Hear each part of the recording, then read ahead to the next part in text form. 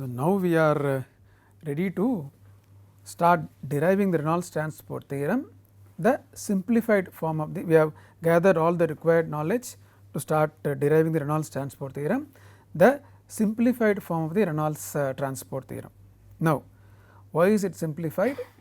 I told you the reason why we are deriving simplified form first, so that we understand that clearly and then extend to a more general form. Now, we are going to consider the flow in a expanding section shown physically here in terms of a 3-dimensional view, shown schematically here. So, we are going to consider flow in a diverging section, and now this line, the dashed line represents the control surface at time t and always. Why? Control volume does not move. So, control volume is always fixed at any time t, the control volume remains fixed. Okay. Now, and what is my system? As we have seen in the previous case, at time t my system boundary is also same as the control volume boundary. The control surface of the system both coincide, that is why this says fixed control surface and system boundary at time t. So, this line represents both my control volume and system at time t. Okay. Now, I have inflow through this surface and outflow through this surface. Okay. Now, as the fluid is continuously flowing, we have identified whatever fluid in this region as my system. Next time t plus delta t, sometime later the system would have moved, okay, moved out of the control volume or trying to move out of the control volume, and that is what I have shown here. What is shown here is a coincident system and control volume. This is at time t, the fluid is continuously flowing through the control volume. So, our system, because our system should always focus on the same fluid particles, they also keep moving. Okay. So, to begin with, we identified, or at time t we identified system coincide with the control volume, but sometime later the system has moved. So, there is some inflow through this control surface and there is some outflow through this control surface, okay. And that is what is shown here in this diagram schematically. Now, this blue line represents the boundary of the system at some time later. To begin with, they were coinciding. Now, at some time later, because the system has moved, this boundary here and what is shown in this video, which is now frozen, are analogous. Okay. Now, control surface always of course remains same, system has moved. Now, what do? We will give some nomenclature for the different regions. Now, this is my control volume, what is shown here, from here to here is my control volume, the entire region. Now, after some time, and of course, that is the system to begin with at time t, after some time, let us say t plus delta t, this is my system. The boundary of the system to begin with was here, and now it has moved through the control volume, and this is my boundary of the system at some time later. Now, given some nomenclature here, region 1 corresponds to the volume of fluid which has entered the control volume over this period of time, and what is region 2? Whatever volume of fluid which flows out of the control volume. Now, so this region would be control volume minus 1, because to begin with this was my control volume, out of this I have denoted this as region 1, and so this region would be control volume minus 1. Okay. Just to quickly summarize the nomenclature here, we are considering a diverging section with inflow at one velocity v 1 and outflow at velocity v 2. To begin with, the control surface and the system are coinciding. Sometime later the system has moved, and In terms of nomenclature, we have the region 1 which corresponds to the volume of fluid which has flown into the control volume. This is corresponds to the volume of fluid which has left the control volume through the control surface, and so this volume is control volume minus 1, okay, Cv minus 1. Now, let us look at express all this in terms of equations. So, first one says that B system at time t is equal to B control volume at time t. This corresponds to the case where the control volume and were coincident. This is time t. Okay. Now, let us write this expression at time t plus delta t. Okay.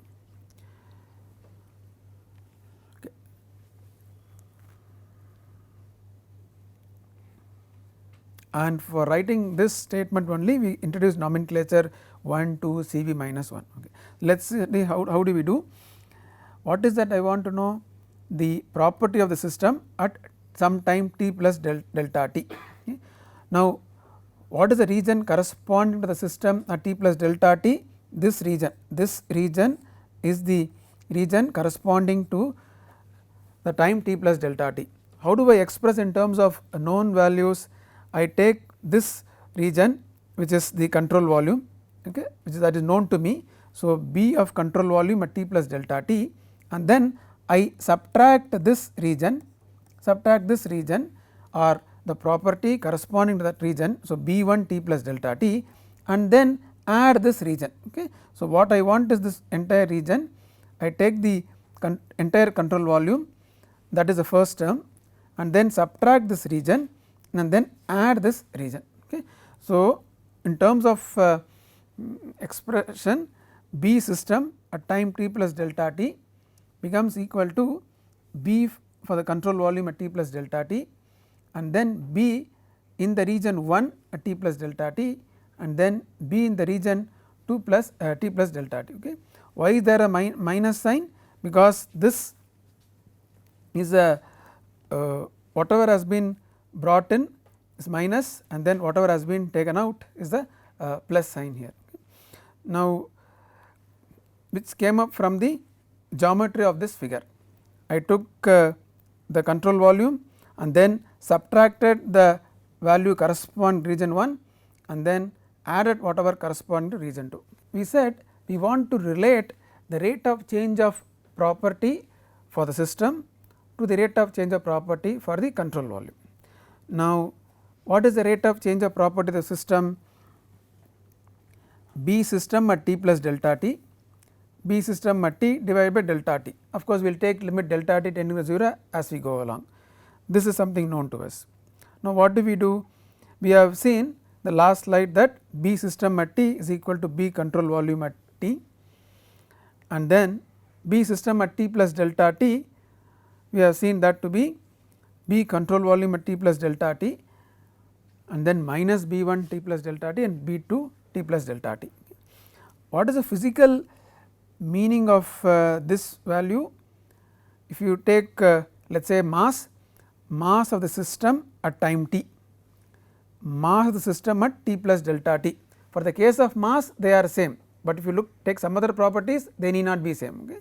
Now, what is this mass in the control volume at time t? What is this mass in the control volume at t plus delta t? Of course, that can easily vary. Okay. And then what is this mass corresponding to the region 1, okay, and then this is mass corresponding to the region 2. So, mass of the system has been expressed in terms of mass in control volume and mass in regions 1 and mass in region 2, written for any property capital B. Now, let us substitute these two expressions in this equation and see what happens. So, left hand side we have change in property for system divided by a small time interval. For B system, I substituted from this expression B control volume, B 1, B 2 etc., and for B system at time t, it is same as B control volume and t. Okay. So, this states that just mass of system is equal to mass in the control volume. At time t both are same because they are coinciding. So, I am replacing B system at t by B control volume at time t. Now, let us make a small rearrangement on the right hand side. I will take terms together for the control volume. So, I will take term 1 and term 2 and return them to begin with the first expression, and then I return them, divide this by delta t and then this B 2 divide by delta t, a simple rearrangement. Why did I do this way? Because I am going to take limit delta t tending to 0 for this expression, in which case this will become rate of change of property for system and this will become rate of change of property for control volume. Why is it? Because B control volume at t plus delta t minus B control volume at time t divided by delta t, when you take limit it becomes the derivative, okay. And that is what I am going to show here. This we are going to take limit delta t tending to 0 for this equation. Left hand side is dB system by dt, and B system we have seen how to write in terms of the integral expression. What does it represent? Rate of change of B for system, okay. Now, we are going to take limit delta t tending to 0 on the right hand side. What we are discussing here is only the first two terms put together, that is this term only we are going to see here. So, if you take limit delta t tending to 0, this becomes the derivative of the property for the control volume. We know how to express this in terms of the integral, and then this represents rate of change of B for the control volume. As I told you, we can tell this as rate of change of B of the system and then rate of change of B in the control volume or for the contents of the control volume. Now, why are we taking limits? Why should we take limit? That is a question you can answer. The equations we are going to derive are to be valid at every instant of time. So, I want an instantaneous equation because the conservation equation we are going to derive are to be applicable even for transient systems. So, my equation should be valid at every instant of time. In the derivation we took t and then t plus delta t. So, when I take delta t tending to 0, I get a derivative which is instantaneous. These derivatives are instantaneous. That is why I take limit delta t tending to 0. So, that I get a form of Reynolds transport theorem which is valid at every instant of time. Okay. So, what is that we have done now? We related B system and B control volume at time t and t plus delta t. We wrote the expression for rate of change of property for system, substituted that and found out the left hand side is rate of change of property of system, on the right hand side you have rate of change of property of control volume. Both are not equal, you have two additional terms. Next we will see how to express those two terms in the limit of delta t tending to 0. Now, the expression which I have seen, we have taken the limit of the left hand side term and the first term on the right hand side. Now, we are going to discuss limit for this term, limit for this term. Now, what does B 2 represent? As I told you, B 2 represents the amount of property, it is not rate, only when you divide by delta t it becomes rate. So, B is amount, mass, momentum, it is all amount, okay. Amount which has crossed this control surface and which has flown out of the control volume through this control surface, okay. So, rate, when you divide by delta t it becomes rate. So, this represents, this term represents rate at which the extensive property, that is why I said amount, extensive property flows out of the control volume. Why do we say that? Remember, this so much amount of volume has left the control volume or so much volume has come out of the control volume, that is why, and when we divide by delta t we get rate, rate at which the extensive property flows out of the control volume, okay. Now, nice to define like this, but we always want to express in terms of measurable variables. What are they? We want in terms of variables which are known to us, some geometric variables. we have found out the significance of this term, but we need to express in terms of let us say velocity, density, area, etc. Let us see how do we do that. Until you do that, there is no use for this term. We know the significance, but we need to express in terms of the usual properties. Okay, let us do that now. Okay. B 2 is the amount of property corresponding to this volume. How do I express?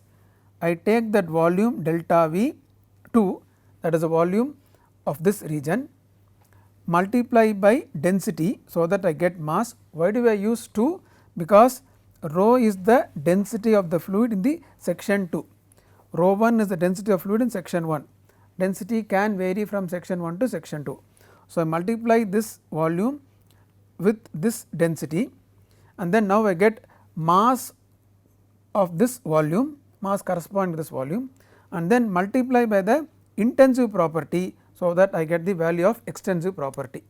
So, I have taken the volume, multiply by density, get the mass, multiply by property per unit mass, which is intensive property. So, when you multiply all this, you get the amount of property, extensive value associated with this volume. Now, let us express further. This delta V, this volume, can be expressed in terms of this area, which is A 2, into this distance delta L 2. So, I have rho 2 B 2, this volume has been expressed in terms of area, which is this area A 2, and then multiply by this distance delta L 2. What is the significance of the distance delta L 2? Is the distance moved by the fluid over the period delta t. So, I express this delta L 2, which is the length. Significance is the distance travelled by the fluid over the time delta t, which is nothing but the velocity into delta t. So, I have rho 2 B 2, the area, the distance equal to the length is equal to the distance travelled by the fluid, expressed in terms of the velocity y V 2. V 2 is the velocity in this section, multiplied by delta t. Okay. So, this expression gives you amount of the property, let us say mass, which corresponds to the region 2, and that mass has crossed the surface and has come out of the control volume. We want the rate. Okay. So, we divide by delta t, taking limit delta t tending to 0, which is just dividing by delta t. And so, now what is the significance of this? Rate at which extensive property flows out of control volume B dot out is given by this expression. When I take delta t tending to 0, all these becomes instantaneous values, that is the distinction between this step and this step. When I take delta t tending to 0, until then these values, if I have been very more specific, these values are all average over a small delta t. When I take delta t tending to 0, they become point values, point in terms of time, they become instantaneous values. So, it may look like dividing by delta t, but physical significance is that you take delta t tending to 0, these are an average value over the period delta t, but now they become instantaneous values at time t. As I have been telling, we want expressions which are instantaneous at every time t. So, this represents rate at which extensive properties flows out of control volume. Okay. So, we will quickly go through the whatever rate at which property flows into the control volume, just analogously. Okay. So, rate at which extensive property flows into control volume B 1, because this is the volume which has entered the control volume, okay, at t plus delta t is rho 1 B 1, just analogously replace 2 with 1 here, rho 1 B 1 delta V 1, and delta V 1 is A 1 into that length, which is equal to the distance travelled.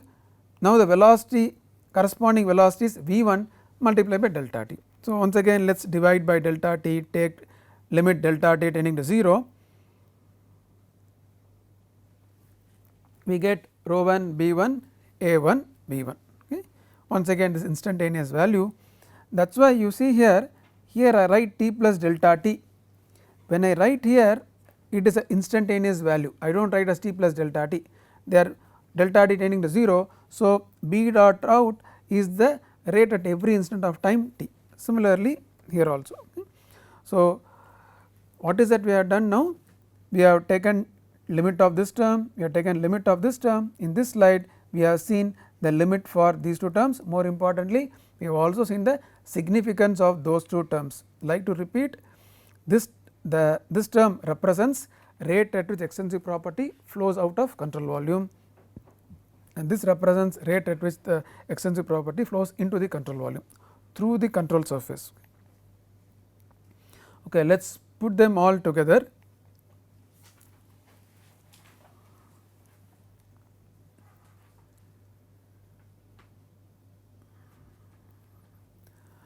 This is the equation which I had 2 slides earlier. Before taking the limit, we took the limit of this equation delta t tending to 0. The left hand side we have seen it to be in the limit delta t tending to 0 becomes dB system by dt. Right hand side, these two or this term becomes dB control volume by dt, and then this term remember b represents b dot out, okay, and this term represents b dot in. So, this represents b dot out, and then minus this represents without the negative sign, remember, represents b dot in. Okay. So, what does this tell you? Rate of change of property of the system, rate of change of property in the control volume is equal to rate at which the property leaves the control volume through the control surface, okay, and then rate at which, of course, minus rate at which the property enters the control volume through the control surface. If it is mass, then rate of change of mass of the system, rate of change of mass in the control volume or the contents of the control volume, rate at which mass leaves the control surface, leaves the control volume through the control surface, rate at which mass enters the control volume through the control surface. Okay. Okay. We have found expressions for b dot out and b dot in, and which are rho 2 b 2 a 2 v 2 and then rho 1 b 1 a 1 v 1. So, we will also write in terms of the integral expressions. I have expressed this b system in terms of integral, b control volume in terms of integral. Why do I do that? This is the Reynolds transport theorem for this simplified case, and the variable which should appear here should be rho, b, geometric values, velocities, etc. That is why I replace b, capital B system in terms of this integral which involves rho, b, etc. Okay. So, this is for the system, this is for the control volume. That is what we have done. Though we started with the capital B, finally my expression is in terms of the intensive properties of course B, the density, and just want to distinguish this is density in the density within the system, property within the system. These are density and property in the control volume. Remember, these are at the control surfaces, entering control surface through which there is outflow here, and these are properties at the inflow control surface. So, this is for the system inside the control volume and control surface through which there is outflow, control surface through which there is inflow. Okay. Now, why did I call this as simplified form? We have made lot of assumptions, though I did not very explicitly state that. Let us look at what are the assumptions we have made, so that we call this as simplified form. Okay. First assumption, fixed control volume. We have taken a control volume which is fixed. That is very obvious. Our control volume was fixed, we did not move along, we did not move the control volume did not move. Second, we have considered the case where there is only one inlet, there is only one outlet. There was through this there was flow in, through this there was flow out, there is only one inlet, one outlet.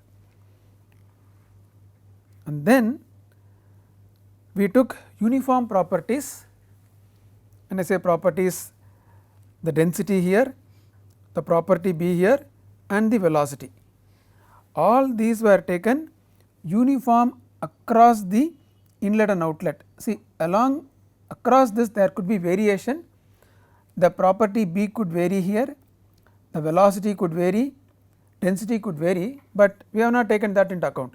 We said all these properties are uniform across the inlet cross section, outlet cross section. So, uniform properties across the inlet and outlet. Third assumption what we have done is that we took the area and then the velocity was normal to this area. Velocity could make some angle with this area, we have not considered that.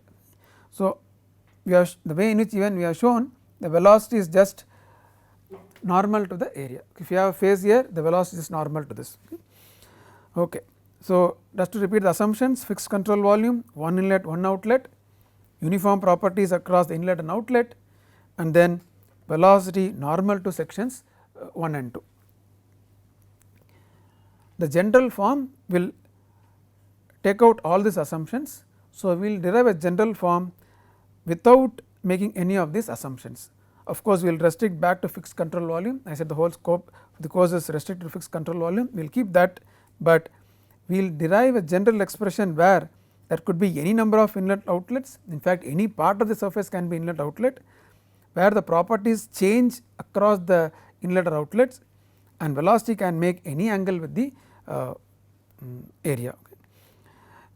Just to understand that, understand the application of Reynolds transport theorem. The actual application is in deriving all the conservation equations. Just to get a feel for what it implies, we will apply this Reynolds transport theorem, the simplified form, for this fire extinguisher case. Okay. So, let us write the Reynolds transport theorem, which are derived in the previous few slides, and B is the intensive fluid property. Okay. We are going to write for the case of mass, we said B could take on different values. So, because we are going to consider mass, in our case B is equal to 1. So, in this expression everywhere B is equal to 1, B1, B2. Okay. Now, we already discussed several times, mass of the system is constant. So, the left hand side derivative is 0, dm system by dt is equal to 0. Now, in this particular case, to begin with, we had the gas filling up the entire control volume. Sometime later we opened this valve, and hence there was only outflow, there was no inflow at all. So, there is no inflow. Remember, this corresponded to the inflow. So, V1 is 0 and V2 has some value. Okay. So, there is only outflow. So, this term will be 0, this term will be 0, and this term will also be 0.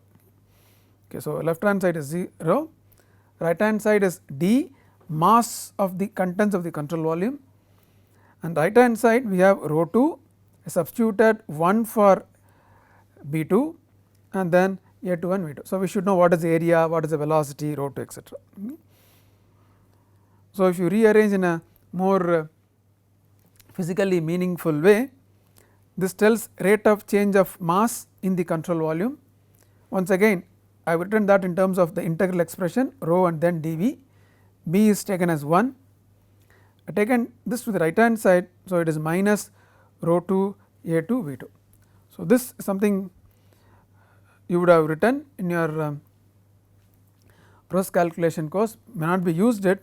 What it just says is the rate of change of mass in the control volume is equal to the rate of mass flow leaving the control volume, of course, the negative sign. This tells that obviously all these are positive values. So, this tells you that the mass decreases with time in the control volume, that is why you have a negative sign. Okay. If you want to put it more formally as a statement, rate at which the mass in the tank decreases, it is decreasing because it is negative here, is equal in magnitude. In terms of magnitude, it is but opposite to the rate of flow of mass from the exit. Okay. So, this is the you would have written the law of conservation of mass, or the conservation equation as rate of accumulation is equal to rate in minus rate out. We do not have any rate in term, we have only rate out term. So, this is a more practical form of the Reynolds transport theorem as applied for mass conservation in this example of a fire extinguisher, which relates the rate of change of mass to the rate whichever is flowing. I want to emphasize that this is what is happening in the for the contents of the control volume. This is what is happening across the control surface, that takes place across the control surface, flow takes place across the control surface.